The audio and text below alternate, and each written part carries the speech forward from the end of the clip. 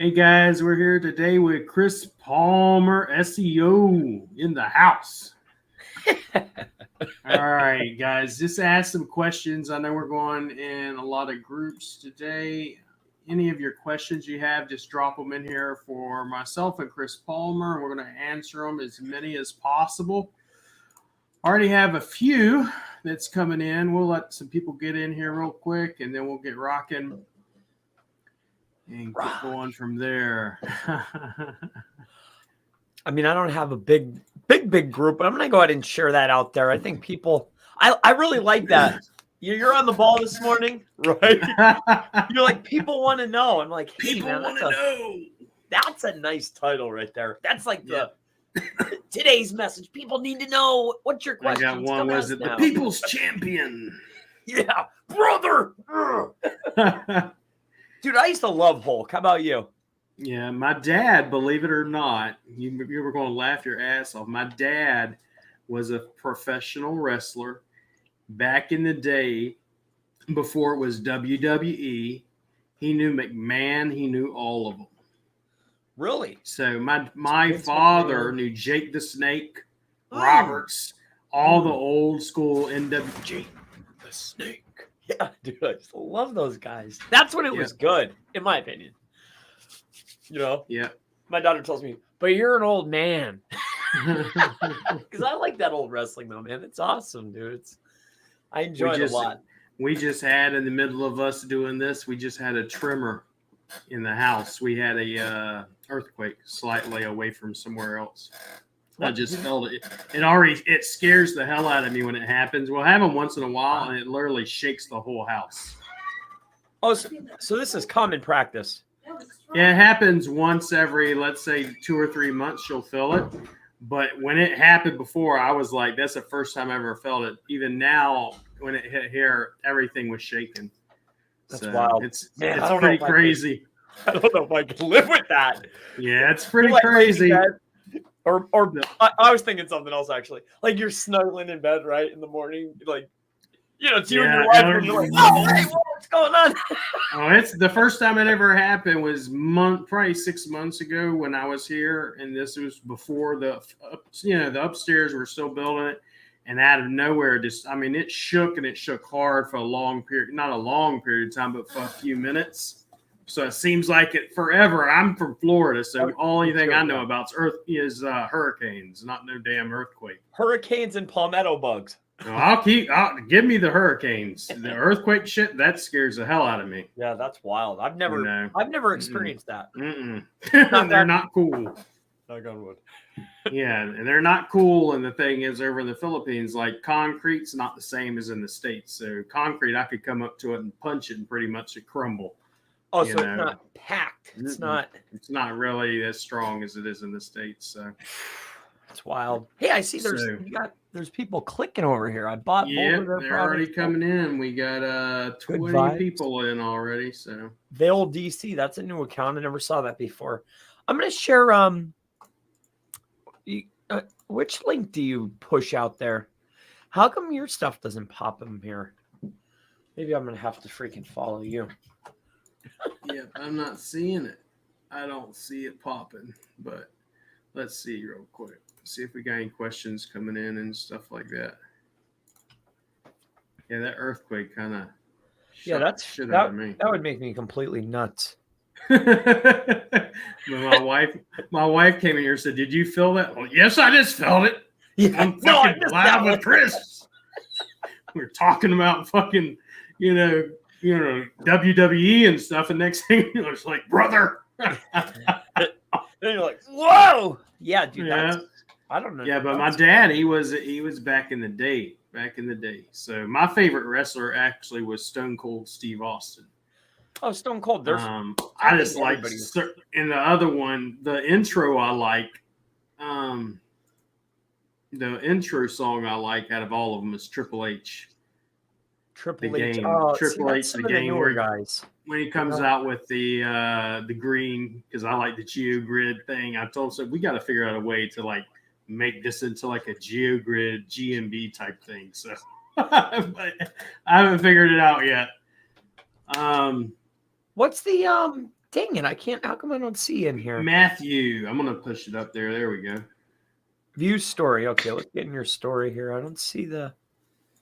I know Matthew Van, and Sorry. we'll ask you in a second, Matthew. We'll go through it. Let me see. I could send you my link if you want. Yeah, did you put You it should inside of see your it. inside your group? I know this is all secondary. Oh yeah, it's all in the group. It's in the group. I sent it out on an email blast. About 20,000 people. We'll see what happens in a bunch of different groups. So let's drop this over there to you real quick, Chris. There we It's go. in your Facebook. Perfect. All right, let's go ahead and get some of these questions in here. All right, Matthew, I would love to know the best way to utilize Epic along with the Money Robot to help rank GMBs. So Money Robot's an old tool. There's been a reemergence, right? There was a young man selling blasts for $1, and he was doing this tier, and he owns this network. It was buzzing, right? This guy was going crazy with this tool. So I hear people talking about Money Robot. I don't really use it, but when I did, it was for the embeds. Yep. Right. So with that out of the way, Epic, Supreme Traffic, PandaBot, CTR bot, it doesn't matter, right? When we're talking about cheap and really these particular bots, the only use for them is to create queries. You're trying to get submitted in the query log, right? So these types of bots, their only purpose, in my opinion, is to be able to get massive amount of query submission. That's what I've been doing recently. That's what works. It pushes the needle, or at least it gets you tried for a lot of other keywords. Yeah, we mainly use it for embeds as well because you can do massive amounts of embeds really fast. And I used to use it. I don't use it too much anymore. The one guy that I do use for backlinks is Link Daddy, and he he has a massive, if you will, Money Robot network. He's probably got the oldest network from Money Robot. That's the guy. It's very, very, very powerful. Whatever he does, I mean, pretty much, if you go after keywords, certain things, he'll get it out there really fast. But his name's Link Daddy, so Link Daddy, yeah. I mean, his price points are probably not. Yeah, it's not like he's competitively priced. Yeah, definitely. His name's Link Daddy. I mean, come on, whatever. It's cool, man. I don't know the guy. Wait, do you know this dude? Yep. Oh man, I'm sorry. No, he's cool. Your name's Link Daddy. I mean, come on. Yeah, he's cool. He's cool. I had him on a show one time after I did. I was showing how to do some black hat niche relevant links, and then I was showing some tools I use, and then how to do skyscraper method, old school black hat, BuzzSumo type stuff. Man, I fell in love with BuzzSumo again. Yep. Or no, I'm thinking AppSumo. Cool. Maybe it's AppSumo. I'm sorry. BuzzSumo is really cool. So BuzzSumo, I can go and look up a topic, and it will tell me, like Twitter, who all shared it, how many shares it got, all that.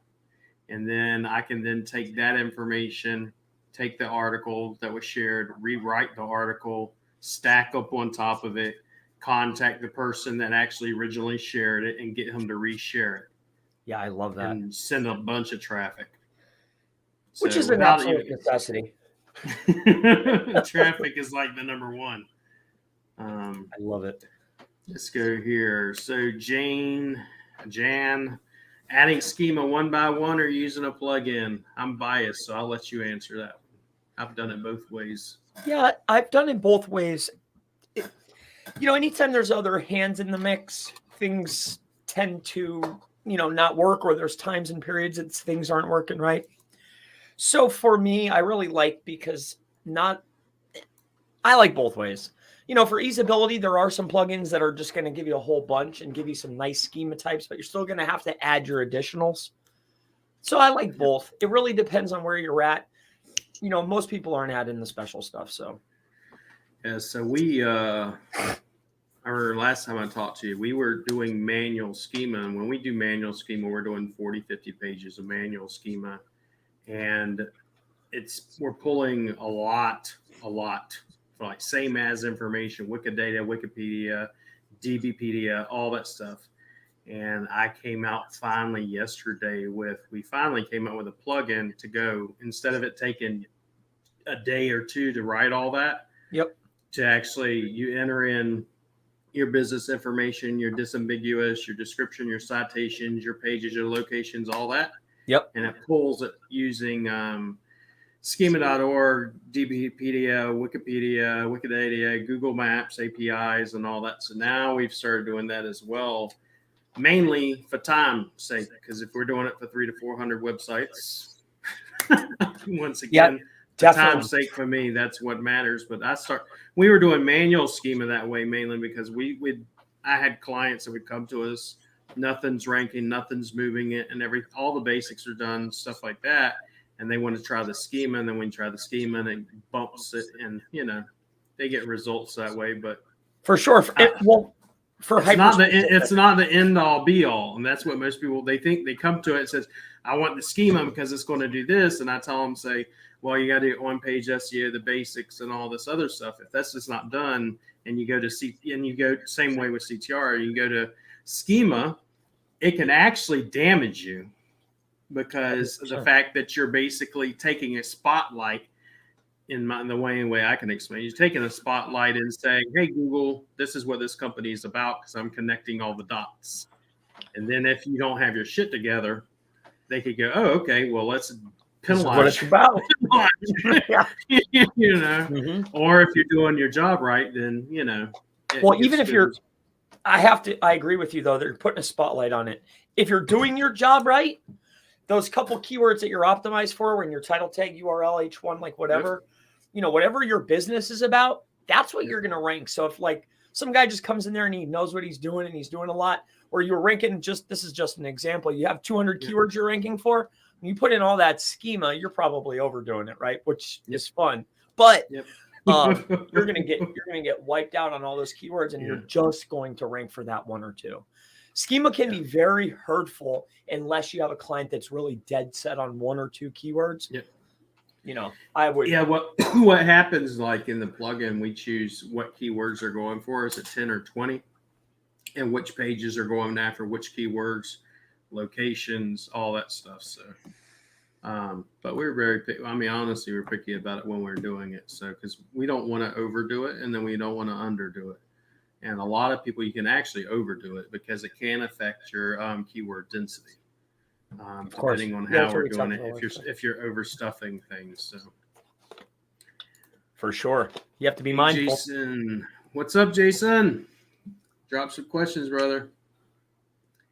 Let's see here. Yeah, you're a quick learner. Yeah, you listen and you pick things up quick, man. I noticed. There are things I sit there and I watch you, even with you. I've told you, I said, matter of fact, was doing today the PDF in the bottom. You're like, and he's here once. Yeah, he was like, well, should we put pictures in it? And I said, well, that's not the way Chris says to do it.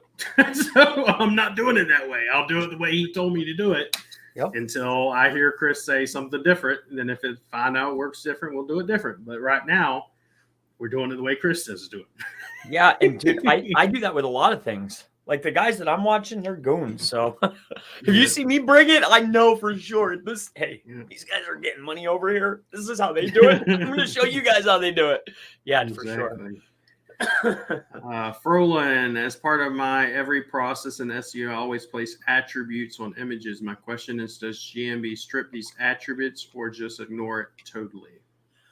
As part of my process SEO, I always want to place attributes on images. So attributes could mean a lot of different things, right? But in any case, so what do you mean, Frolin?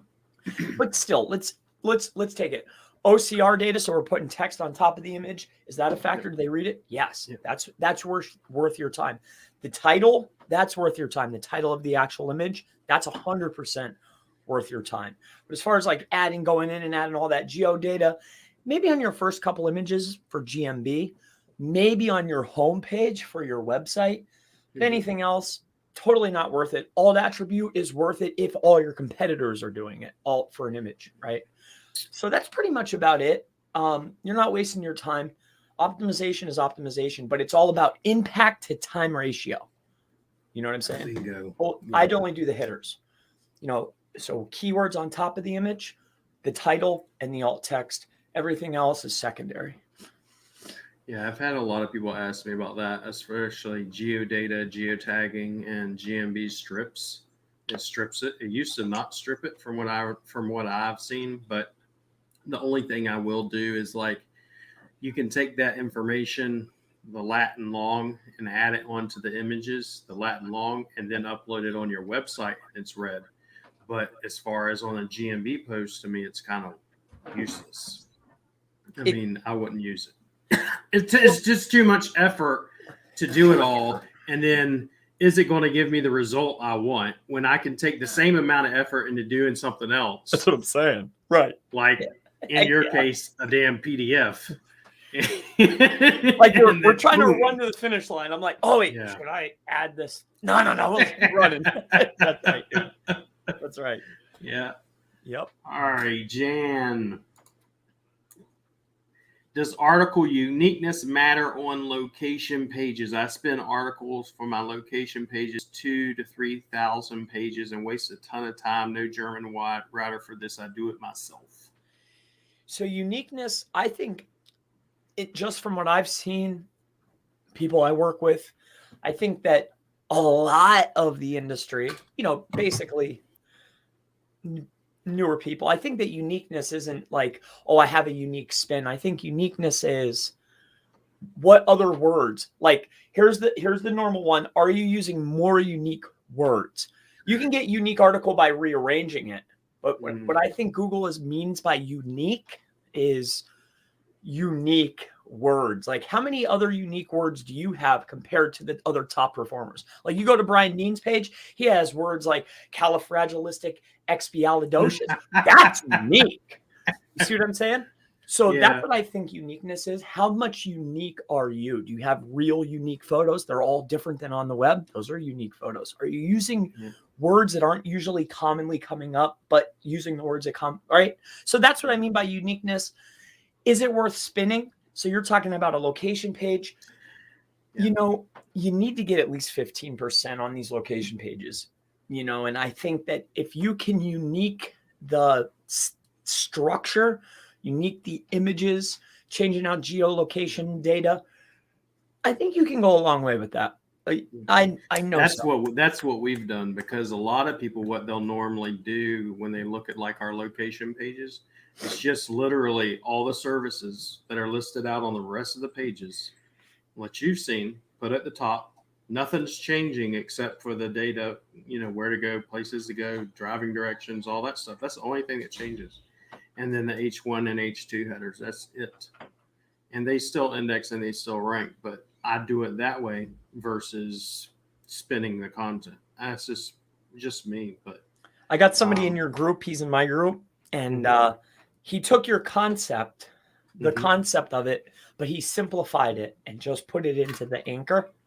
And like we were covering over, I'm like, this is like one of your main tactics. Yep. And I guess he went out and tested it, but he just simplified it, and it worked. And I was like, yeah, the other thing that we tried that you talked about, remember, because you said, did you just slap it on there? And I said, yeah. And you're like, what? That's like dirty. Yeah. And yeah. I talked to one of my clients, and they're also a student. They started doing it and putting it in accordions.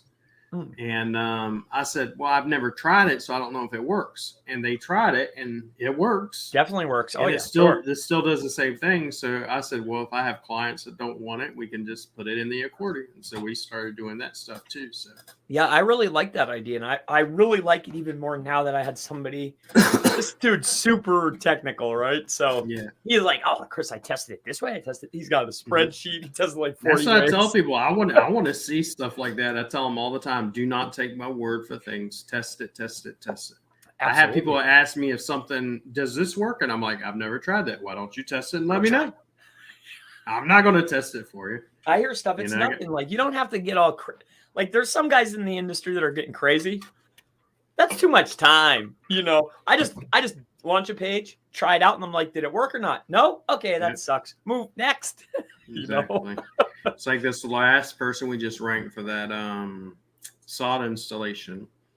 And we got them ranked. I didn't have to do G stacks. I didn't have to do cloud stacks. I barely did any off page. And I told him, so I'm not saying don't do them. I'm just saying I didn't have to do it. So why should I go do it? Well, yeah, you have your list. You made it halfway down the list and you're ranking. Okay, I'm done. I told him that might not work the next time, but we'll why blow your whole, like, why go through everything, Exactly. Yeah. C drop, I don't even know how to say that name, but C drop boxy or whatever. How do I best deploy the new recently released location plugin? This time on my stuff. Are there any best practices I should be aware of? Minimum 10 driving directions is what we got it set up to. The only reason we do that is because of the sheer fact that the more driving directions, the more credits you're going to be using, the more it's going to cost you. That's the only reason we did it. Because originally, when I seen you post it too before and it's on top of it, it's the 10 nearest places. There's 10 most popular streets around the area. But I remember when I first saw you mention the website, it's geographic.org. I love that fucking site now because it literally, you go in there and say whatever country, state, and it shows you all. And that's what we did. We took all that and hyperlinked all the text, all the streets to all their G maps. And that's what took my boy. He's fast, he's just really, really fast. Took him a week for one client, for one location page. And we would do the My Maps to do the driving map directions and all that. And that just took forever. And that's when I was like, I had someone say in the group, said, man, it'd be awesome if you could automate it. I'm like, duh, it'd be really awesome. That's what everybody does. Yeah. That's where we got that from. What we normally do, the very top short code when we're using it is about, let's say, Pennsylvania. And it tells me about Pennsylvania. The next one is going to be things to do, places to go, and then the review embed, and then the map embed. I love the places. You know who does it really well to steal data from? Bing. Because when you're in Google and you type in a business, and then down below it'll tell you all the top. Here's the places that are most important. Here's this. Here's that. If you go over to Bing, you get way more data. And I'm like, ooh. I'll have to look at that. Yeah, I have not looked at that yet. Yeah. Hell yeah, dude. Let's see. You'll love it. See, you get into that's why I was like, dude, we gotta do something. Because you're like doing what I'm doing. I'm like, I already had someone ask me, say, hey, can you pull in images that are left in the reviews via the short code? I said, I'm already trying to see if we could do that. If we can do that, I said, Chris is gonna be all over that shit. Yeah, dude. Yeah. I've been trying to get guys off of the WordPress, but it's hard. That's a hard pitch, I have, and I'll tell you why, because I messed with I forget his name. I can't even say his name half the time. With used to be with SEMrush, and I seen you, Anton, and then I'd seen you had said something about Duda. And I just told him, I said, the only reason, because I have another agency I work with, it's everything they were doing was on Duda. And they did it because what happened when they moved it from WordPress to Duda, they saw their rankings go up. Then when the core algorithm update came out, their rankings dropped. And then whenever they went to Duda, they asked them, they said, basically, the platform's slow. And how can we fix this? And they didn't get any response.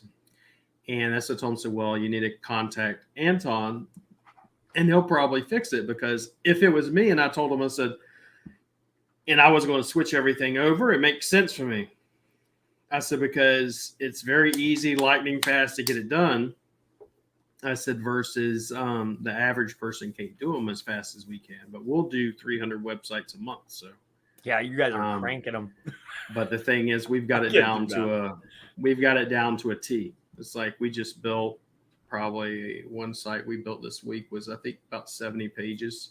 And I'm getting ready to drop about 50,000 more words of content on it. So But we do a lot of things really, really fast.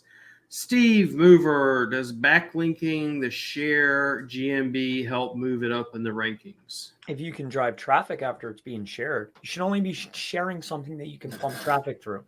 So if you can send it to a phone and then that person's going to click it and go somewhere, or more importantly, you can send out a blast and get people to perform action. Now you're on to something. Like say you're doing a review campaign. Like we saw a movement in the travel club when they did that. Like they were using this 5-9 system. They were sending out.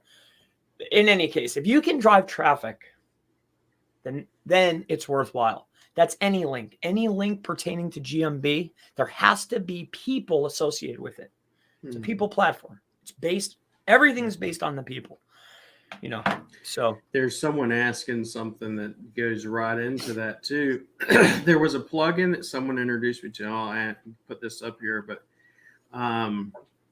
basically GMB is essentially the thumbs up, where you have the thumbs up, the sharing the post, the commenting on the reviews, and then replying to the reviews. All these different things are signals, if you will. Same thing as on Facebook and YouTube. The algorithm likes the shares, the comments, the actions you're taking. So there's this plugin that came out. It's called UChat. And UChat, I don't know if you've seen it yet. It's basically a messenger chat bot for GMB. Mm-hmm. And that's the only reason I'm interested. Honestly, I don't care about the chatbot thing. It's just not my thing. Right. But I immediately went to, if I tie the chatbot to my GMB, is it possible for me to share posts and manipulate the CTR with it? So if I drive people to actually use my chatbot to do driving directions, phone calls, share a post, like a post, all this stuff, then that will affect the CTR, which then will affect the rankings and stuff. But that was with UChat. And this guy's asking about it, using it for GMB manipulation. And I never used that particular one. I know a lot of them are built on top of Dialogflow, and they're always on top of something. I don't know what that one's on top of, but I'm sure it connects right into GMB. Directly into it with a what do they call it? An agent. No, inside of GMB you can have an agent. You create the agent, and then after you create the agent ties to that GMB, and then you can create a flow, because it's all tied to the API. So you definitely have to be very careful. Doing something stupid, you could get caught, but it ties directly into it, and you can do a flow. But in my case, I was thinking, well, how could I use their flow to push people to posts or leaving reviews or driving directions or calls, the things that will actually affect your rankings via traffic. Yep. Sharing it. Yeah, and people share their blog posts. Like that's like a little mini website. So like the overall word count within all that, like there must be value there. Why would Google house all that data across all those businesses? They gotta store all that. I looked at all that stuff before, because I actually will tell people to do GMB posts 5 days a week. All day or more. And they're like, why? That's too much. They disappear. And I said, no, they don't disappear, because I've actually tried this. I said, for instance, if you do a GMB post and you wanted to put it in a blog or in a press release or on a Web 20 or anything like that, right click, paste it, you hot linked it. And if you look at it when it goes live, it's tied to the Google code. It's tied directly to them. Now, if you delete that post, it is still in their archive. It is never going anywhere, because I've actually tried this. I deleted it just to see, would it affect anything? Would it be a broken link, broken images, anything? Nothing. It's still there. And so that's why we started doing a lot of that. So, well, and then on top of it, you can put I think 750 words in most of it, in the product descriptions and all that stuff. You can get, I was like, most people don't use it. It's a lot of data. You get a lot of info in there. Someone told me one time, what would you do if someone leaves you a negative review? I'd put 1,000 words in that in that review response. That's just me. Did my method float over to your group yet? Which one? Well, I haven't heard of your method, so I got when a it comes to surefire reviews. way to push down negative reviews. Maybe Mm. I'll give it to you off of here, and then you could. But there's a cool. gentleman he's I know he's in both the groups, and he was like he's an analytical guy, and he like ran with it. He like figured out a way to make it even crazier, like to add like a whole page of content to it. Yeah, crazy. Generally what I do is I tell them, I say, you can do one or two things. Take 1,000 words of content, push it in there. And I said, or number two, another thing I'll do is like last resort, but I'm just saying, if you know the person, they left a negative review and you have their address, send them a cease and desist from a lawyer and they'll remove it 99% of the time, unless they just want to be a complete jerk about it. But, yeah, I don't go that route, but I'm just saying if you had to. But to me, I tell people you don't really have to do that. You can just do some other things. So. And don't you just love that they always Google, if you have a bad review, that ends up being one of the most relevant reviews. It just floats to the top. Oh, yeah, I haven't figured out a way to delete them, but I know a surefire way to push it down. I get that question a lot about pushing them down. And that's always for me, just, get a bunch of good reviews, respond to it with 1,000 words. And that's always just, I try to mark them as spam. Sometimes I can get them knocked down with the, with a level 10 account or level 8 even. But it depends on the age of them. A co-venture training coming. I smell it in the works. Yeah. That's helpful. I always, because that was a big problem for me. Like, I'm not in the lab, but dude, I was trying everything. When I stumbled onto this. Yeah, that's some questions I get. So we'll definitely talk about it. Frolin, what are your top 3 automation tools? Automation tools. Zapier is definitely on the list there. That's my number one. Yeah, Zapier automates a lot of processes. I don't do too many automation. I have Zapier, and then I have my virtual assistants. That is my automation. VAs is definitely on the list too. Yeah. Those are probably two. I don't. A lot of stuff you really need to oversee. I need to be there. I don't need to be there. Now I'm more passing the buck, but yeah, I don't. Not everything's automated, because then you're spending all your time getting stuff to work, and like, man, I'm not with that. Even with like the plugins and stuff. Well, when you got the plugins and then we do an update, you're gonna have tickets coming in, and then you got to fix some certain like plugins. Okay, is your PHP on your WordPress? Is it the old PHP or the newest PHP?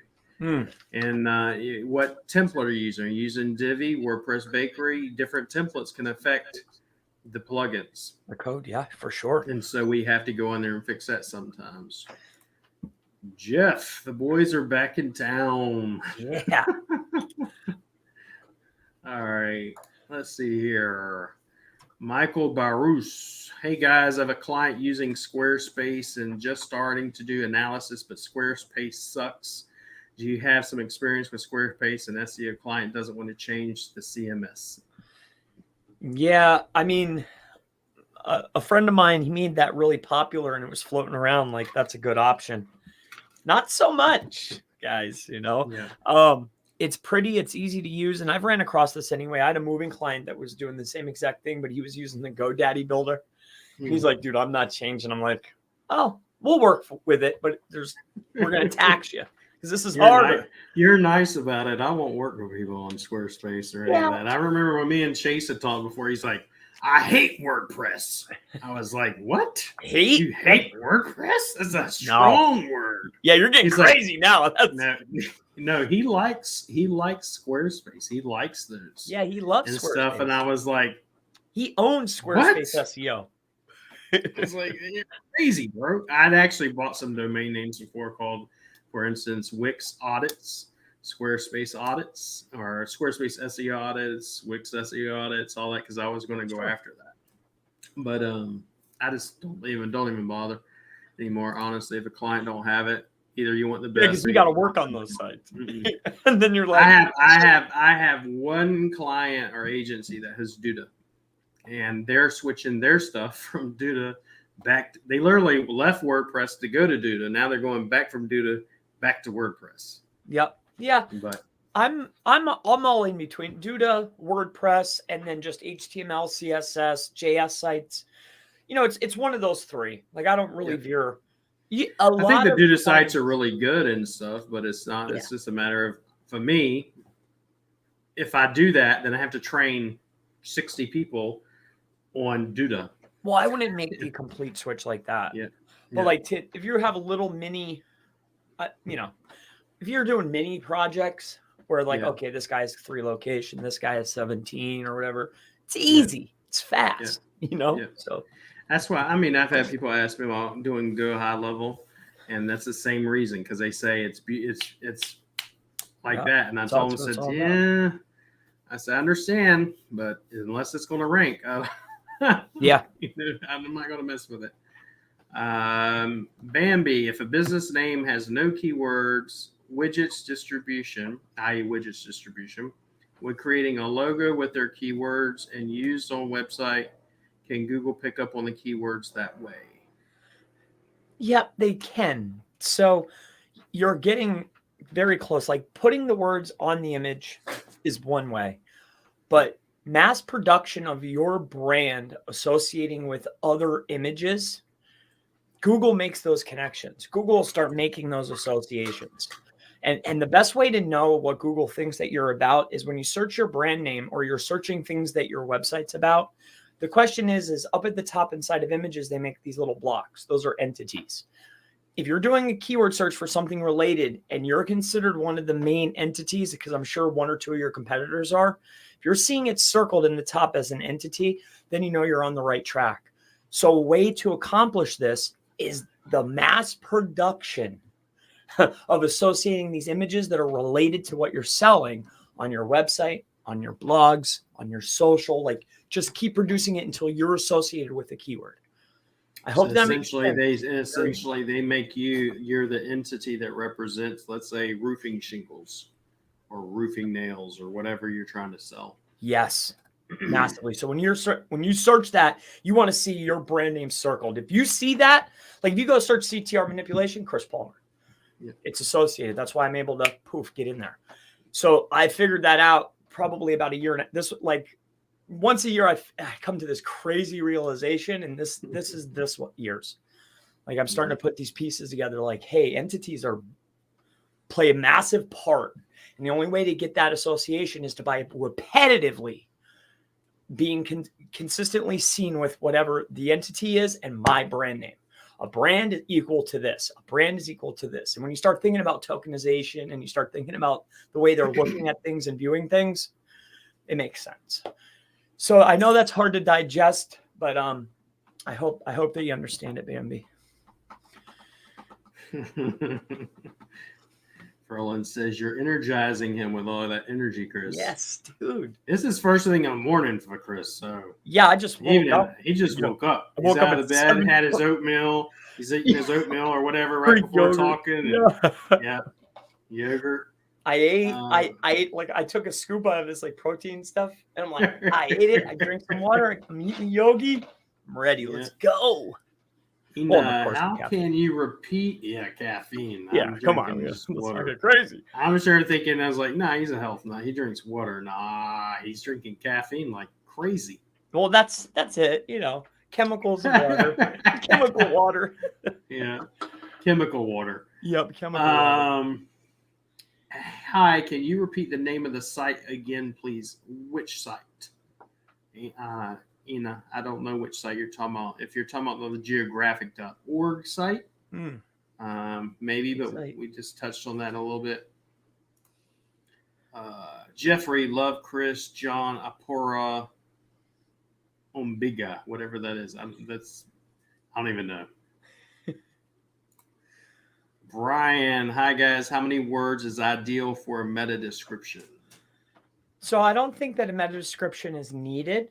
But with that being said, meta description needs to be, because it's not weighted for ranking. What it's weighted for is a customer. So what I would do is I would either make multiples or make it very long containing all the keywords and variations. And the reason being is because based on the user's intent is what Google's going to serve in the meta description. So you want to be able to serve all different types of users. So I would either make it very, very long or don't write one at all. Yeah, I've said that before to people, and they're like, "Are you crazy? You're supposed to write them." I said, Google will actually doesn't. They actually don't require you, and a lot of times they'll actually remove them. I've had them actually remove them before. Please, yeah, let Google choose because they're going to anyway. Yeah, and that's like, and then the tools are yelling at you. Oh, your meta description's not filled out, or the same with the title tag. You put a bunch of keywords in there and variations, and it's like, oh my gosh, you're over. No, I'm not.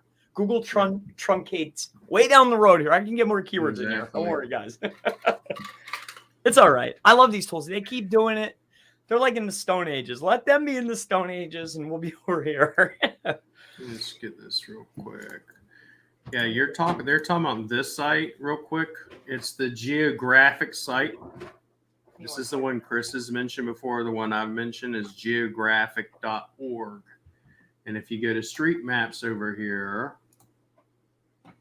and you choose whatever, let's say we're going to go down to the United States, just FYI.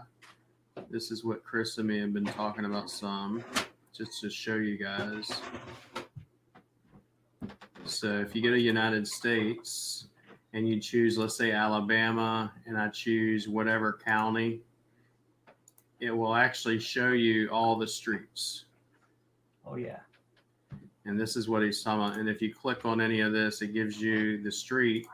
But the point is you can actually look up this stuff on Google Maps. If you went over to Maps, right, just real quick, and typed in the county road and everything and the zip code, it will actually pull it up. Freaking William. That was in like one video. Because sometimes I'll give up some of the stuff that I'm using. You must have saw me like, oh, that's a good site. It is. That's what we use. And that's what we did that on the location pages. When I wrote down one of them. If you saw this one, it looks insane. And it's a lot of work, and it loads so damn slow. That was the other thing. When we did all that and put in the my maps and the driving directions, 3,000 damn driving directions, all that, imagine how slow it's in there churning trying to load the shit. So, but yeah, that's geographic.org. Good site. It's a really good one. All right. Heck yeah. Let's see here. Vale. Hi, guys. Thanks for sharing your knowledge. Wanted to know what to do to escape Google Sandbox. Is Google Sandbox even an issue when you rank locally or for top positions? So I think the sandbox is just Google making its initial calculation, right? Because when you first launch a page, what you'll notice is you'll be bringing in a lot of the longer tail stuff, some of the medium tail stuff. You're going to immediately rank for something. So sandbox isn't necessarily truthful because as soon as you launch a page, you're ranking for something, right? So is the sandbox real? Not necessarily, but in order to rank for those bigger keywords, there has to be a calculation. Who is this business? Where are they? Are they trusted? Do they have any link, right? I think that there's a lot of calculations going on and it takes 30, 60 days, which people are always looking to simplify stuff in their minds. Oh, that's a sandbox. Yeah. But you're already ranking for something as soon as you launch a page. So, hey, don't worry about it. Yeah, it just takes time. That's all the same thing. To me, it's the boogeyman of most SEOs. I'll tell you, there's a Google Sandbox. It's going to put you in there. It's like if you set everything up right and give Google what they want, which is good content and structure and all that, then there's no Google Sandbox, in my opinion. Now, if you do it stupid and you don't do all the basics and good content and interlinking and structure, then there's a Google Sandbox. For sure. If you want to say that it's called a sandbox, whatever, put you in timeout. Yep, your timeout. Someone goes Publer. That's another automation tool. I don't really use it too much. So, no, I mean it's always good. Like anything AI and automated is a fast, easy sell for the makers. But for me, I just found I have to learn something. It slows me down. You know how it is with an agency or you're doing something to introduce something into your process. is a whole process in itself. So I had someone today actually asked me, is yesterday or today, he said, why don't you just request access from a GMB to manage my GMBs? And I said, because you don't understand, I have to do that across thousands of different people. I'd rather go, just grant me manager access. That's it. Yes. Just send it to me. If I have to go in, ask for management access and pray to Almighty God, y'all get it and don't go to spam box. And then I have to follow up on you. Then I have to check, you know, and then you're going to be, then you're going to be cussing me out because I haven't posted something. You know, you send it out. It's on you. So you grant to one of your accounts. See, I make them on an additional account. I make them grant it to one of my accounts, and I have, as you know, I have hundreds of accounts. One per account. Anyway. I make them create. You make the account because there's a secondary thing going on. You make the account. You grant access to it. You log it in. You have control of it, owner. Yeah. But I also now have an account that's from that city because it becomes very, very helpful later on. Because as I'm working in that account, it becomes trusted. That's also very good for, hey, maybe we might need another location. Hey, you never know. I remember pin drops. I've had people ask me about. I said, just go watch Chris's video. It is so freaking simple. Very simple. Very simple. Right click. Right click. And there's guys selling them for 20 and getting it off. Yeah. I see his like whole thing just filled with them. And I'm like, $20 a piece for that? Yeah. For a right click? People do it. $20 for a right click? No, don't do that, guys. And I've had people say, for instance, with the pin drops, well, even if it's an unverified GMB, you can't use it. It's worthless. I said, no.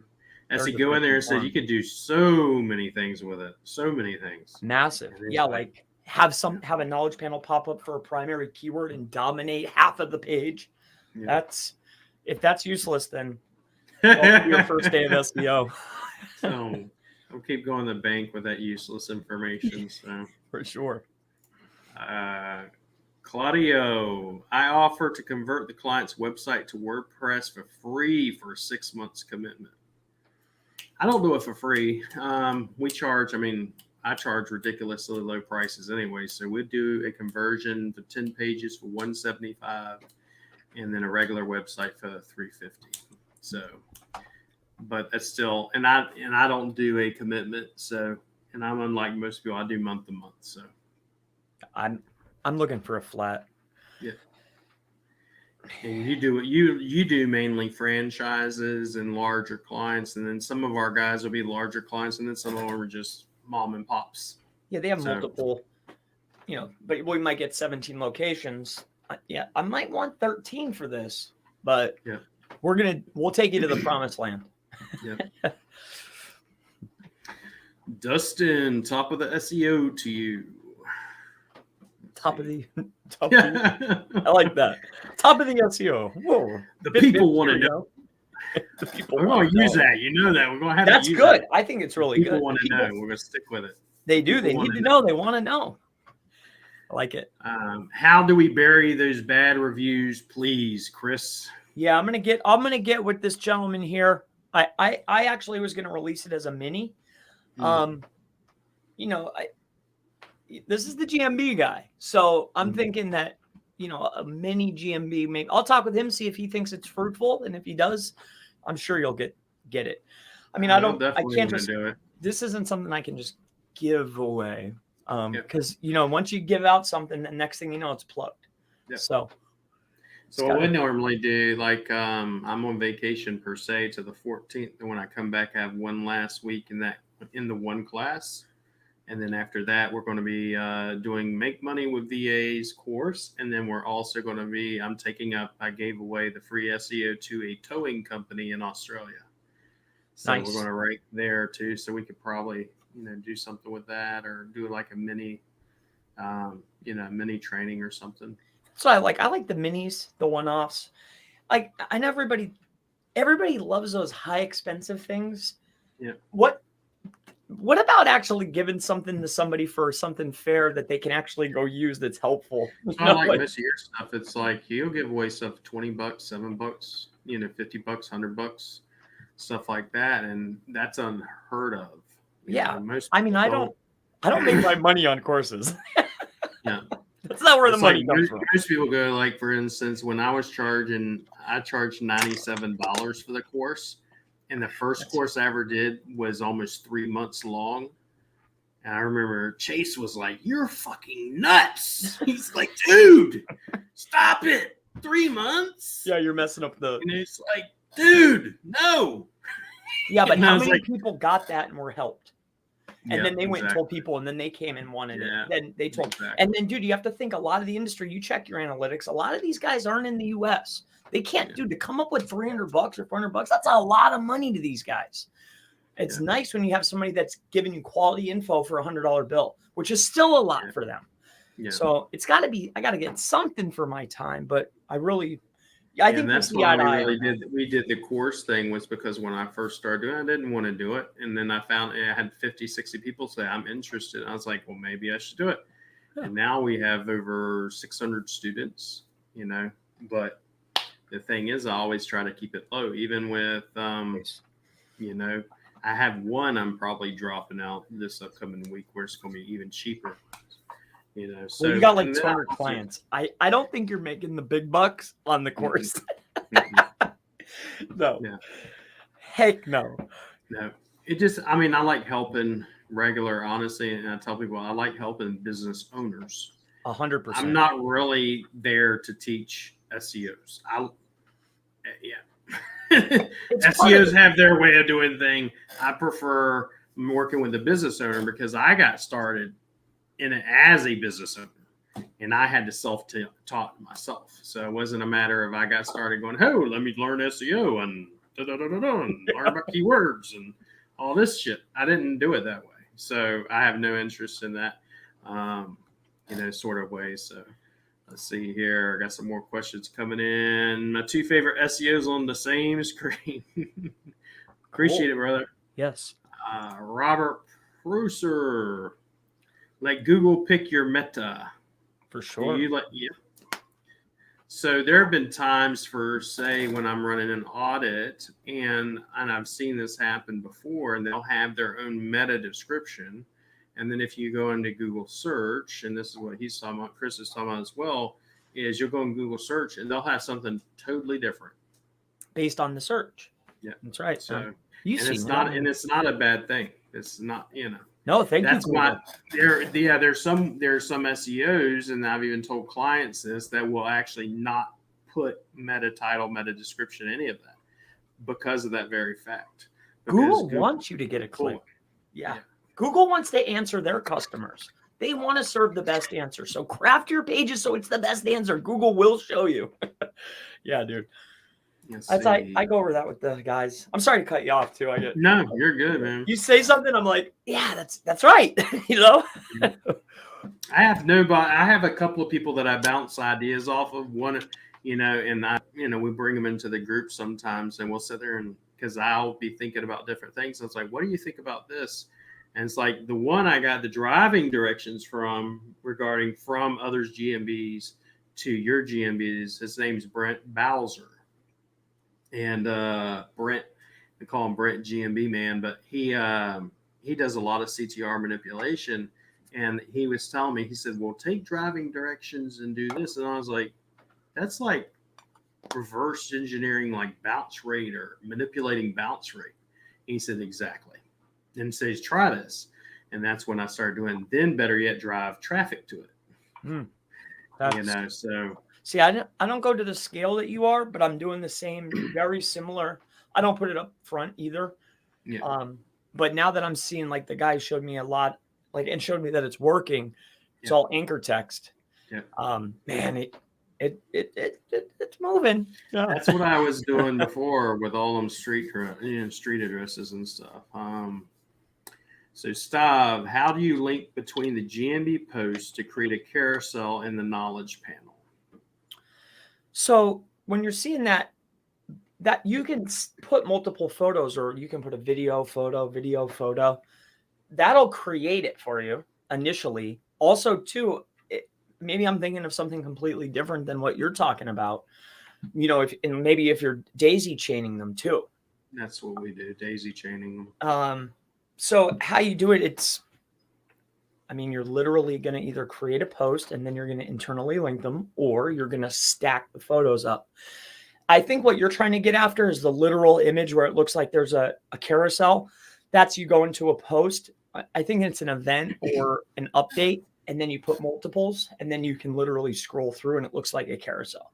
Yeah. So I think that's what you're after. And if that is, that's how you do it. Let's go here. John Bell, is it possible to buy reviews for my GMB? Up front and foremost, if you're in the United States, I would be careful with this. But with that being said, you can, sure. You can create them yourself if you wanted to. I wouldn't do that, but you can definitely do that. Yeah. You got to be careful with it too. Very careful. It's against the guidelines. Craziness. Yeah. Anything you're doing that is quote unquote against terms of service and blatantly against terms of service and too much and too often can get your trust flow down, and you could get penalized. You can affect your rankings, and in worst case scenario, you get your GMB delisted for a hard penalty instead of a soft penalty. And there's algorithm. Yeah. There are algorithm updates. Like prior to this last algorithm update, I was able to edit some titles of business names, and I did like close to 80, 90, not one penalty. Now go try and do that same thing, and I'm not able to do it. So I have to do it a different way when I go to do it now and not get penalized is what we're after. So Mr. Robert. You probably are too with your clients. Like, I know a way for you to get an edge. This could happen. Do you want to do it? Yes or no? That's like I can put the keyword in there. You might have to re-verify. It might hurt you, but it probably will help. You want to do this? The way we do it safely anymore is through, and you know why I have the accounts, but the local guide accounts, suggesting edits with the business name, and then they generally get accepted to flip them. So, but that's one thing. So, Robert, what's the best way to lay out a website for multi-city, multi-services? So, I've gone over this. If for us, I'll create what I call a top level category page. Other people call them, whatever you want to call. I call it a top level category page. So on the top level category page, it's going to be like the near me page. And on the near me page, it's going to list all the services. Those services, when you click on them, could be a landing page, but all of these URLs are flat. On that landing page, you can get to any of those locations. So the best way, to visualize it is if you take a look at Brian Dean's blog. I'm just using him because everybody knows who he is. If you look at his blog and you look at the blog and you go down the list, that blog page is a top level category page that houses or internally links to all of his very flat website. So when you click on one of those, it goes to backlinko.com/keyword. That blog, though, it doesn't stay there. That's a top level category page. So that's how I structure my pages. Just like that page, that blog page, that's what I do for all my. And when I have different services, if I have 5 locations and I have 10 services, each service is going to get all 5 locations. It's going to have its own lander. This service to this location, this service to this location, this service to this one. Takes forever. This is optimal way to do things. One page, one idea, one keyword. Period. End. So I hope that helps you. Yeah, I'm posting another question. I was in that course. It's crazy cheap. Do you do that? Yeah, that's me. He's one of my students. I know him. Oh, no. Mr. Robert. No, I mean, do you, if you have 5, let's just make it simple, 5 locations and 10 services, are you going to create? You got to understand, like most of my clients are not franchises. So most of them are going to be one location. I do one location, one website, one GMB. Now, if they have multiple locations, I will actually set up multiple websites, multiple GMBs, and do that. So my goal for that is I have one GMB here, and it's dominating this area. Then I start placing them throughout, the city, let's say 20, 30, 40 miles out, depending on if it's a sub area business or whatever they're trying to accomplish. So, it's a bit more expensive, I think, to do it that way versus, well, my cost isn't a bit more expensive, but some people want to do it. I've had clients where we do multiple like franchises, all in one website. I don't do it too often. I mean, not too often. I have one client right now. He has 200 something locations in Australia, and we set it up very similar.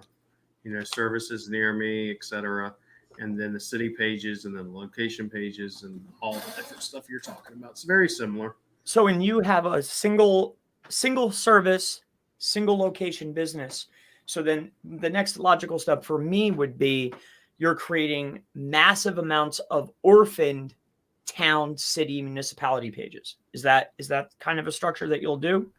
Or you're just doing the stuff that's going to rank? You're not trying to just whatever spread. It takes to rank it. Everything's internally linked. We have no orphan pages when we do them, but for instance, there's one I'm doing right now. Their main service is going to be gutter cleaning, but they also do gutter cleaning, gutter installation, gutter repair. And what we'll do is we'll have different, silos for each one of them, or different buckets. And then I create tips and guides and everything else. Like right now, that's where we're creating about close to 50,000 words of content for that site. So how deep do you go? 3 levels, 5 levels for a silo? Commercial intent, and then how many? Just probably about 5. 5? It's about 5. 5 deep. Not too crazy, but That's normal. I try not to go to most of like the services. That's one thing, but then when we get into tips and guides, it's totally different. But let's see. Sure. And our pages are pretty big, so let's see. Facebook user, and we are very glad that you're doing such good trainings at an affordable price. I know you are. Some people don't like it. A lot do, though. Yeah. I tell people all the time, it's like, the people that don't like me, I was like, where were you when I was sleeping on my laundromat floor? So I care about the people that,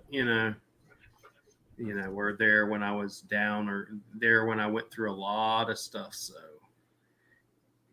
let's see. Steve Mover, what's the best way to find relevant niche backlinks?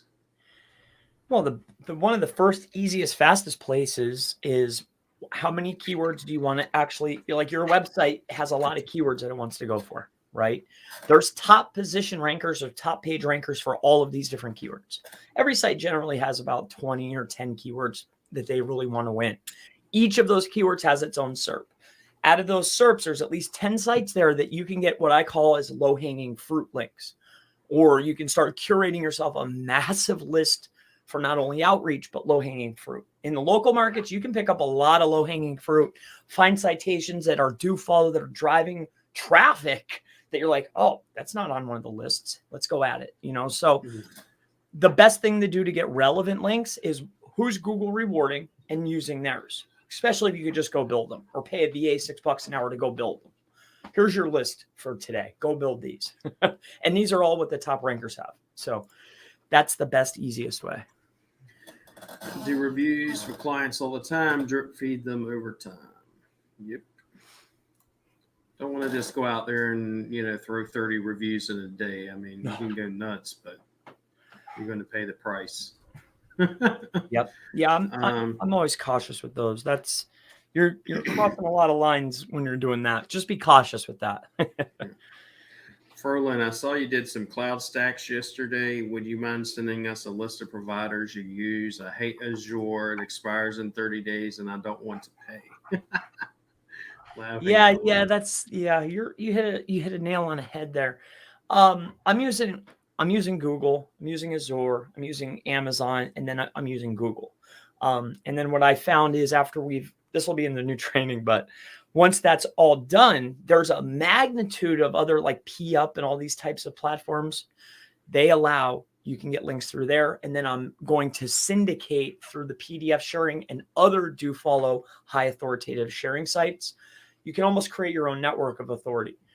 So I figured out a very nice way that's faster, easier to set up. It's easy to teach, to get a lot of power for dirt cheap, fast, which is the goal for me, at least. Exactly. Yeah. Getting this for you real quick.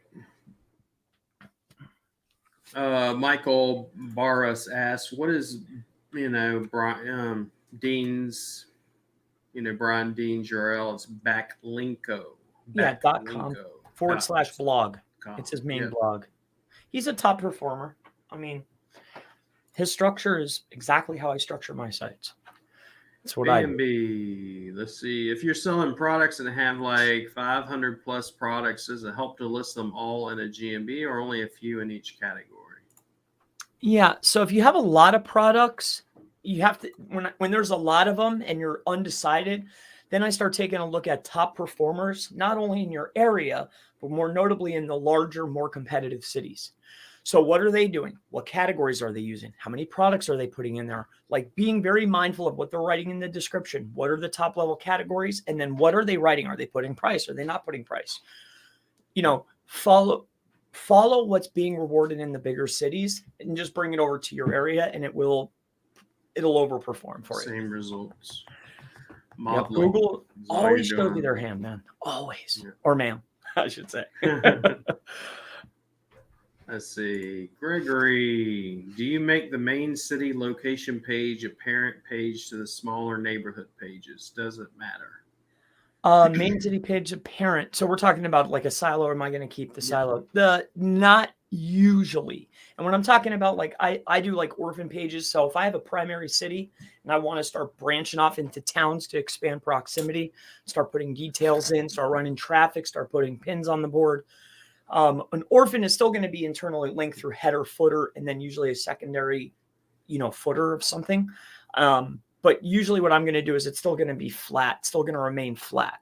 It's just orphan where you can't get it through main navigation. It's internally linked, but you can't like click the drop down and get to the page. You have to literally find it. It's internally linked. You have to know where it's at. Yeah, you got to know where it's at. Yes, very much so. There's a guy, I don't want to say his name, but the way he's doing it, I really like. I really like it a lot, actually. I'm trying to dissect it. Screaming Frog is great. When you come across somebody that's doing something good, I love their little mind map or mind flow or whatever they call it feature. Mm-hmm. It just lays it out, and I'm like, oh, that's what he's doing. I love that tool, man. Nice.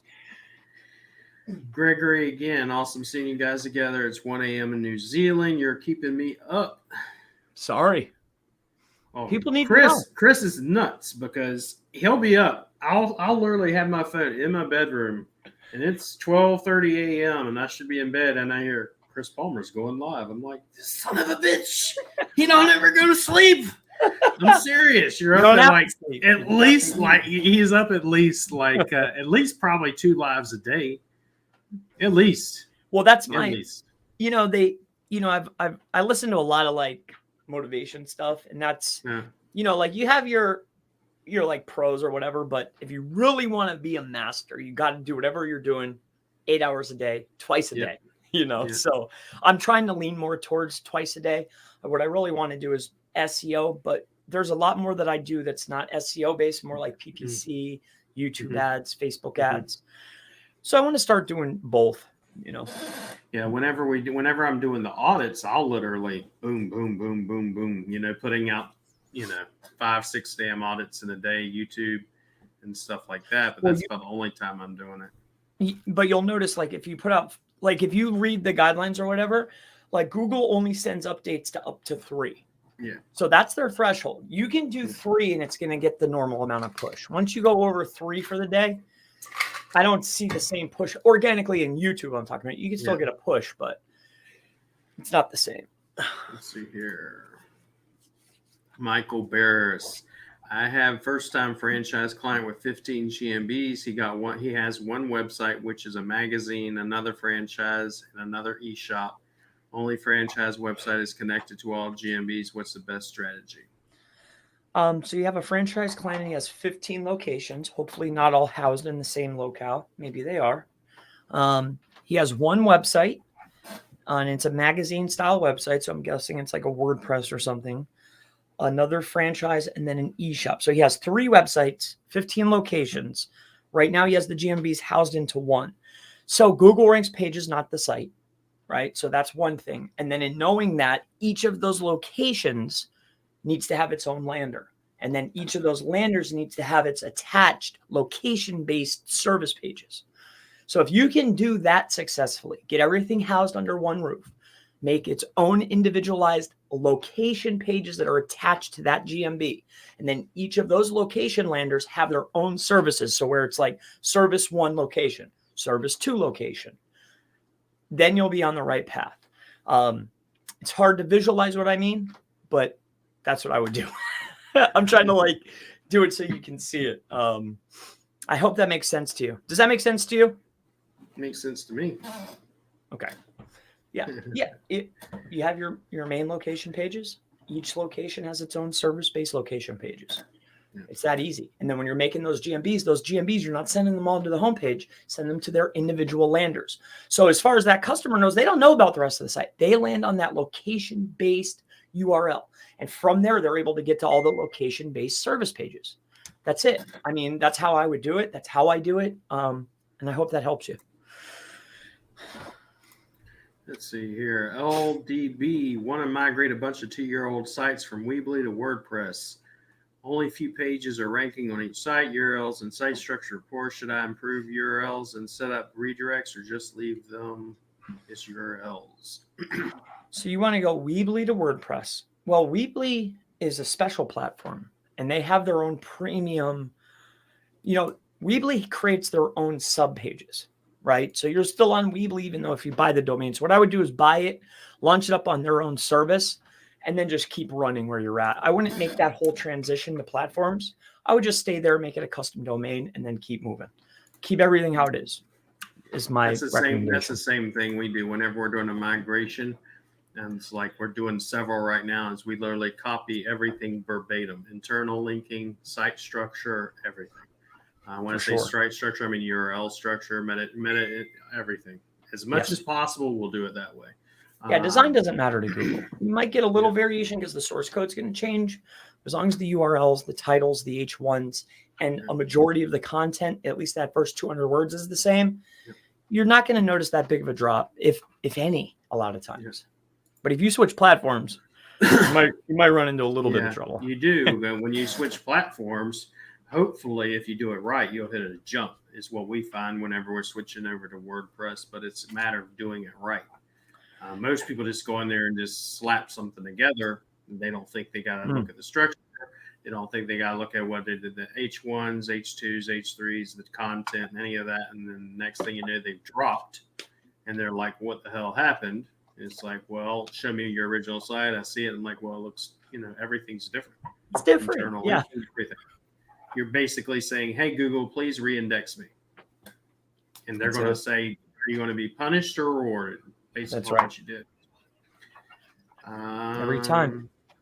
Someone's asking. So Adon, he goes, is it possible to bundle my GMB Pro with Chris's course as one package? That's up to Chrissy Poo, but I'm not going to ask him to do that. I will cook something up maybe with Chris. We'll do some microservices type stuff and micro trainings together. That'd be cool because he's both into GMB. I'm into GMB. For sure. Adon, can we use Gmail email warmers for say 3 months, then use them for reviews? That's an interesting statement. I guess I don't want to say that I use that process, so I don't want to say yes, because that's not exactly how I do it. But I like your thought process here. It depends on how you're warming them, there's no service that I use. Usually it's going to be an automation tool like a bot that we use to warm up accounts. We'll plug it in, make it perform searches on a daily basis, because when you have a bunch of accounts, it's hard to do it manually. So you buy 100, you plug them in, you let it perform actions for usually 30 days or 2 weeks because I get in a hurry. Then once I know it's warmed, then we'll start utilizing it for. It has to have some history though, so I like your thought process there. I don't know if you're using like a Gmail warmer or something, but it's a pretty cool idea. We use our VAs. That's the only thing we do. Yeah. You're warming them up through actions. That's all. It creates trust, and once you got trust, then you can do things with it. Yeah, they have bots. They have there is custom bots out there, kind of like for making those, those services where they sell those things, those map citations. There's a bot that does that. Like there's a very particular vendor that offers that. He has a lot of bots. Yeah. One of them is like the automation of the accounts. He does a lot of weird stuff, but helpful. Michelle, don't know if this has been asked already, but can you add a money keyword to GMB title? And can you avoid getting slapped by changing the signage on the front door and website logo or elsewhere? Thank you. Okay, so let's break this down. So I already asked, can you add a money keyword to the GMB title? Yes, but don't utilize that instead of a brand name. So that's one thing. The next element is, can you avoid getting slapped by changing signage on the front door website logo? So if you really want to avoid it, the easiest, fastest, cheapest path of least resistance to really cover your tail is a DBA, doing business as. So for $50 or whatever it is, maybe 75, then you're totally covered. Then it's just a matter, like I had a video conference literally the other day, and it was a postcard taped to a door, and that passed. So you don't have to get too crazy. The DBA should be enough. A bill with it on it is enough. And then a sign, and a sign could be anything. So hopefully that helps you. Same thing. That's what I was telling them. DBAs. Yeah. Lately, I've been getting those video conference calls. It's pretty prominent right now. Best place to follow Chris Palmer SEO. Chris For Palmer sure. SEO. Just look him up. He is there. Chris Palmer trainings. You offer trainings and a couple of things on your website too, from what I remember. Yeah. It's a subdomain, SEO.ChrisPalmerMarketing. I have trainings, giveaways, group coaching, private coaching. Yeah, I do the same thing. I used to not do private coaching, then I started doing that as well too. So yeah, well, I found it's probably like you. For me, it's an entry point. I keep it. People always say, "Oh, why are you so low?" Because that's an entry point. That's a barrier to stop people to be able to get to me, and then I can see what they really need, and then offer them services.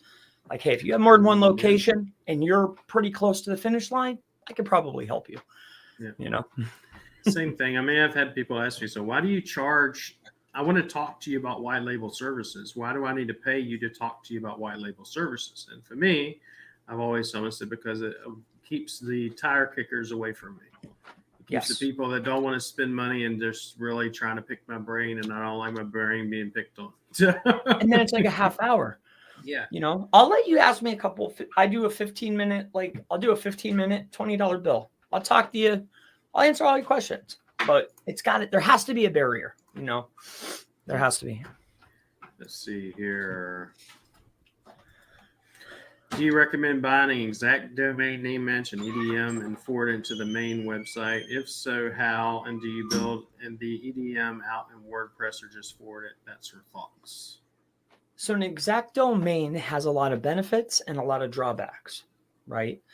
It can be helpful in a lot of cases, but then you need to be more mindful of the way you structure your pages and your link building. So there's a lot of mindfulness when you have an exact match. I would more lean towards a partial match domain. And then the part about linking it in is, if that's what you want to do, have your main domain, which is branded, use a subdomain that's an exact match anchor, and then internally link very strong and power up the subdomain. That way, if you ensue a penalty, you can always just kill that subdomain and then relaunch it as a variation or a different variation of the keyword. So if I understand what you're trying to do, I would make a subdomain, make that an exact match, internally link them, and then blast that domain. If you want to do risky stuff and you're trying to get a push, that would be my recommendation. Val, does it hurt your ranking if you transfer your website to a new hosting provider? I mean, a lot of them make it really seamless now. As long as you can get everything changed over and it's exactly how it was, and you can do it very quickly. The last thing you need is to get unlucky on a Wednesday, get crawled while you're down, and you throw 500. Yep. So if you can do it quick and efficient, then not usually. It's not a problem for me. Let's see here. Jason, when we're dropping a course together, we'll probably do some microservice. Yeah. You're supposed to be dropping some Google My Business training pretty soon too. Yeah, I think I'm going to do what I want to give away or what I want to do is I think I'm going to do it live. I was told against that, but I want to keep it a very low amount and do it live. I don't want to necessarily be recorded. I just yeah, but yeah, I am. Let's see, Max Milano. Good morning, lads. Good Morning. day to you. It's good evening for me, but good morning to everybody who's here watching. Got any more questions? Drop them. We're at the bottom of our list on the questions here. Yeah, and we hit the time mark. I mean, we're golden. We definitely hit the time I think mark, we did good. Yeah, we actually went over 1 hour and 20 minutes on this. Yeah, that's good. That's cool. all right. Let me see who I have to. I think I have somebody this morning. I'm not sure. Oh no, not till tonight. So tonight, 9 p.m. That'll be good. I'm on quote unquote vacation until not really doing any trainings or anything until mid-September. Then we're going to come back, wrap up the last week, and then I'll start, the next one, which is going to be for the towing client, and then making money with virtual assistants. Everything's, I'm giving away all my standard operating procedures, which is web design, backlinking, content, how to find them, how to hire them, how to train them, all of it. So where would you go if you didn't have a plethora already right there at your fingertips? You wouldn't go to online jobs, would you? Nope, I wouldn't. And I tell people all the time, I mean, when I was in the States, I had a couple of VAs. And the hardest part about having VAs is there will always be a communication breakdown. Unless, in my case, I came here, I live here, and I still have communication breakdowns. So what's the easiest way to avoid it? Like when you're trying to scout for VAs, one example would be you go into, let's say, the Filipino, in my case, because Philippines is the capital of the world for virtual assistants, there's a couple of websites I'd recommend you go to. And when you do your job post, or even in Facebook groups, I'll literally tell them, say, for example, make sure you email me, use the subject line Daffy Duck SEO, whatever, and then send me a video of yourself talking about who are you, not just, hey, I'm, Chris Palmer SEO, but who is Chris Palmer? Right. Some other stuff about Chris Palmer. Are you married? Do you got kids? What, do you like playing games? What do you like about you? And then based off of that, I know two things. Do you follow directions? And, I'll be able to hear you on video, and I can also understand, is the communication going to be there or not? And generally you'll get, let's say, 200 applications and maybe 10 people will follow directions. So and then out of that 10, I whittle it down even more. And then out of that, let's say I get 2, hot shots, and then I take those 2 and I give them some training for a month, and they work for free, and whoever works out gets the job. And then on our case, on top of it, all of our students are coming from an IT technological school, and they're coming. A lot of times, we're getting the cream of the crop, where they're coming, already knowing not SEO, but they're having some technical skills, PHP programming, JavaScript, all that.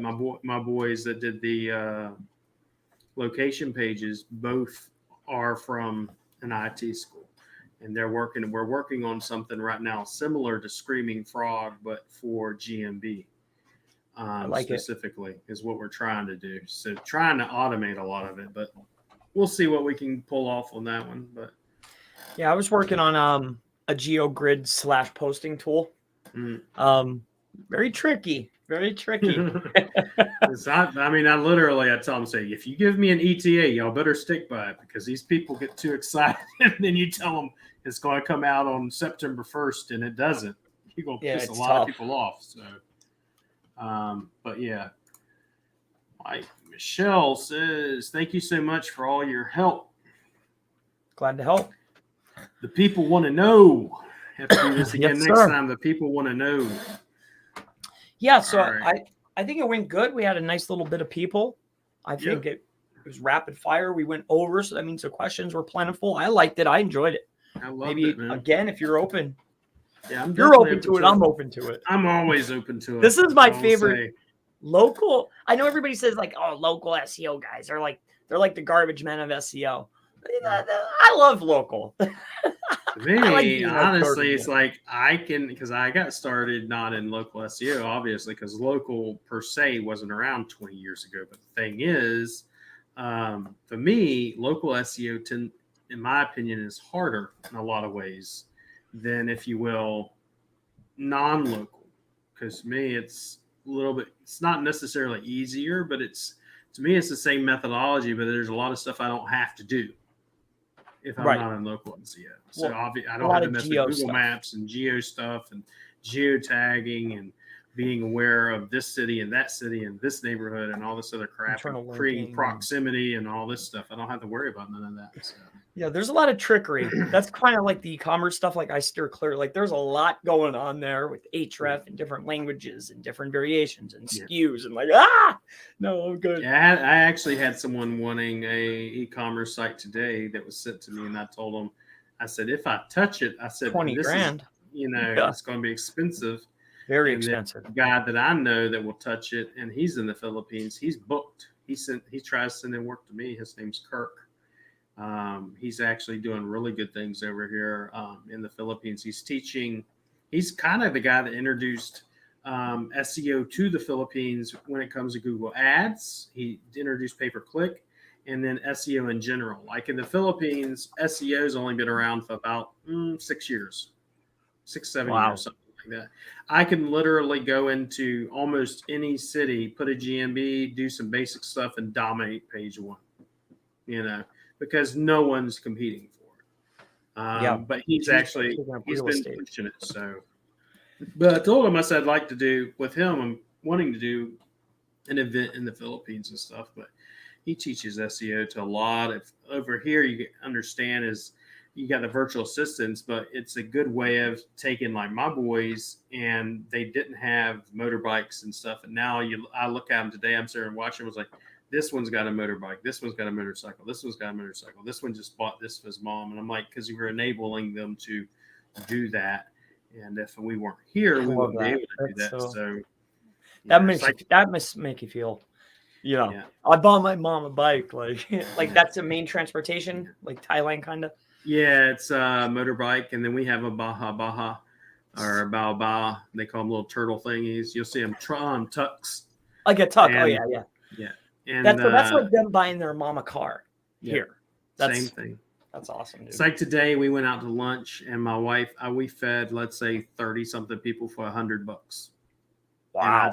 And she was like, we wanted to treat them and stuff. And you've seen these pictures, and it's just, I literally was sitting here and I looked over there. I was like, oh my God. I said, with 5 tables across, that's all us. And I'm like, it's amazing. We went to OG last night. 4 of us for $1.20. Yeah, it's literally a bunch of chicken, and I'm talking about plates and plates and plates. But over here, you get a meal. You can get a meal for like $1. When I say a meal, I mean actual fried chicken. Dude, I'd be 500 pounds. Oh man. I actually had bariatric surgery, so I don't have to work, quote unquote. I can only eat a certain amount of food. So and you feel full.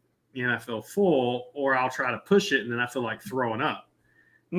So I can't do that. So when you hit something good, you're like eating. You're like, oh man, I can't anymore. Yeah, I'm like, that's good. One of my favorite things is spaghetti. So used to, when I had the bariatric surgery, first 3 months is like living hell on earth. I mean, you can't eat like a tablespoon, and that's about it. Now, if I want spaghetti, even though I'm not supposed to have it, I'll eat the spaghetti, leave it alone, go back, eat some more, leave it alone. Why were you a lot bigger? I was close to 500 pounds before. Wow. So, now my lightest I've been is around 220. Now I'm sitting back around 300, mainly because I can't go and exercise like I used to. Because I've gotten so busy with work, I don't go and exercise. I used to literally go to the gym 5 days a week, running and rowing and kayaking and stuff like that. I Now love it's that. just, Yes. yeah. I used to go kayaking almost I love kayaking. when I was in the States. I'd go Friday, Saturday, Sunday, go fishing and kayak, and that's all I'm saying. We do it out in the ocean, and I Beautiful. would lose. It was wonderful. So I don't know. Sweating. One last question here. Sure. Karen Hicks. Hi, guys. I have a chiropractor in a somewhat unique situation. He is an independent contractor in another chiropractor's office. So the GMB and the website are not his, but he does benefit from new patients are assigned on a rotating basis if they did not request a certain doctor. I've suggested him create his own GMB, his own website, as this would be much more advantageous towards him. And I could do a lot more optimization, but this is where that's all she left at. And I guess that's all she can leave. But yeah, I've ran into something similar where, you have a business owner that has like 7 or 8 locations, this here, especially if it's the same business in a particular location, I wouldn't put another one there because the authority is going to dominate. But what you can do is if that's the only place you can get a card, then send the card there, have the address there, verify there, but take the pin, the actual pin, and move the pin. Google bases the location off the pin. So just move it a street over. That's one way to do it. Another way to do it is it's definitely what you said. Get a new GMB location. It's got to be away from there, but I would definitely get the GMB location. And then I would be working like it's on rotation. What I would be doing is try to win the organic game. So anything around there, talking about the streets, the cities, the towns, I'd have a page, my name versus their name on my website. So the two things is one, either get the pin sent there if that's the only location and move the pin. 2, get another location, maybe at the house or anywhere else you can get it, and then try to win the organic game, which will push your authority up in maps. So hopefully that helps. I wouldn't do it there though. I wouldn't put another pin there because the authority is going to win. So hopefully that helps you. all right, guys, we're going to end this today. We've been on here for a good hour and a half. And we're going to do this again next week, same time, same place. People want to know. People want to know. GMB, Google My Business, Google Maps. Yes. Right. That was fun. Thanks. I appreciate you, William. Appreciate you guys. Thank you, guys. Thank you, William. Thanks for having me. I'll see you guys next time. Goodbye. Bye. Are you leaving? It's tried to. It's an end in the broadcast. It's like, no, we need to know. No, we need